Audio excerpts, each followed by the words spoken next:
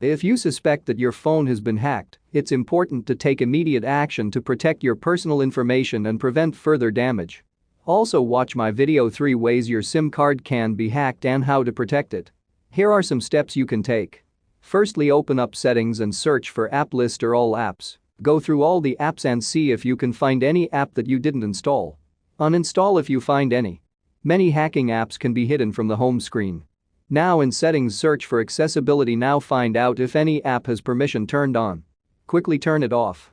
Now if this resolves the issue, then great, but if not or you are not sure, then turn off your phone. Then the first thing you should do is turn off your phone to prevent any further unauthorized access to your personal information. Change your passwords.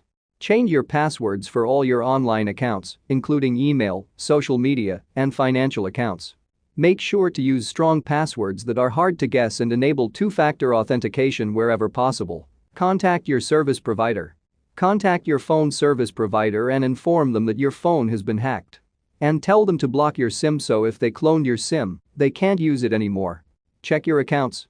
Check your financial accounts and review recent transactions for any unauthorized charges. If you notice any suspicious activity, contact your bank or credit card company immediately.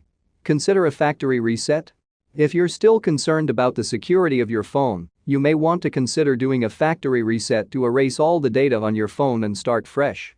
However, this should be done as a last resort, as it will also erase all your personal data, contacts, and apps. Install security software. Install security software on your phone to help protect against future hacks. Look for reputable antivirus and anti-malware software and make sure to keep it up to date.